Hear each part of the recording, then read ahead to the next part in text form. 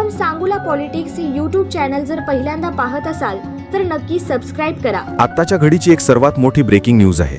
सांगोला शहराजवळ असलेल्या देशमुख वस्ती परिसरात अवजड वाहतूक करणाऱ्या एका ट्रकने दोघांना चिरडले आहे।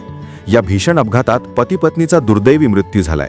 लक्ष्मी रामचंद्र बनसोडे वय 50 वर्षे आणि रामचंद्र पांडुरंग बनसोडे वय 58 वर्षे, राहणार बामणी, तालुका सांगोला अशी मृतांची नावे आहेत। सांगोला शहरातील सुबोध प्रबोधिनीचे प्रशिक्षक तानाजी बनसोडे सर यांचे ते आईवडील होते। रविवारी सायंकाळी हा भीषण अपघात घडलाय।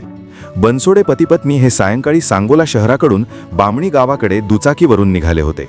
सांगोला पंढरपूर मार्गावरील देशमुख वस्तीजवळ ते आले असता पाठीमागून येणाऱ्या अवजड ट्रक चालकाचं वाहनावरील नियंत्रण सुटल्यानं हा ट्रक या बनसोडे पतीपत्नीच्या अंगावर जाऊन कोसळला। ट्रक या दोघांच्या अंगावर पलटी झाल्यामुळे या दोघांचाही जागीच मृत्यू झाला। हा ट्रक सांगलीवरून भंगार घेऊन पंढरपूरच्या दिशेने जात होता।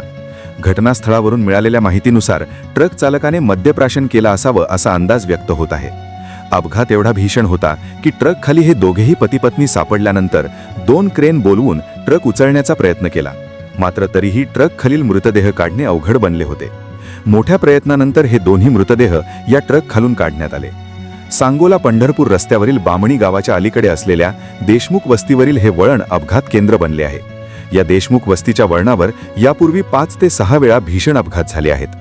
हे वळण इतके भयानक आहे की वाहनावरील नियंत्रण वाहन चालकाला गमवावं लागते। वाहनाचे नियंत्रण सुटून या ठिकाणी अनेक अपघात झाले आहेत। या वळणावर समोरून येणारी वाहने दिसत नसल्यामुळे समोरासमोरही असे अनेक अपघात यापूर्वी घडले आहेत। रविवारी घडलेल्या या अपघाताने संपूर्ण सांगोला तालुका हादरून गेला आहे। मोठ्या कष्टातून आपला संसार उभा केलेले हे बनसोडे पतीपत्नी या भीषण अपघातात मृत्युमुखी पडले आहेत। कोणतीही चूक नसताना त्यांना आपला जीव गमवावा लागला आहे। सांगोलावरून येणारी वाहने मोठ्या वेगाने येत असतात। अशाच पद्धतीने सांगोल्याकडून हा ट्रक पंढरपूरच्या दिशेने निघाला होता। या ट्रकमध्ये मोठ्या प्रमाणात भंगार साहित्य भरण्यात आलं होतं। ट्रकच्या क्षमतेपेक्षा जास्त प्रमाणात भंगार साहित्य भरल्याचं दिसत होतं। देशमुख वस्तीच्या वळणावर हे बनसोडे पतीपत्नी दुचाकीवरून जात असताना या वळणावरच वळण घेत असताना ट्रकचे नियंत्रण सुटून हा ट्रक बनसोडे पतीपत्नीच्या अंगावर कोसळला। अंगावर ट्रक कोसळताच ट्रक खालून ओरडण्याचा मोठा आवाज आल्याचे घटनास्थळावरून सांगण्यात आले। रस्त्यावरील वाहन चालकांनी ट्रक खाली दबलेल्या या पतीपत्नीला वाचवण्याचा खूप प्रयत्न केला, मात्र भंगाराचे अवजड साहित्य ट्रकमधून त्यांच्या अंगावर पडले असल्यामुळे या दोघांनाही ट्रक खालून काढणे अशक्य बनले होते। अवजड साहित्य अंगावर पडल्यामुळे या दोघांनीही तडफडून जीव सोडला।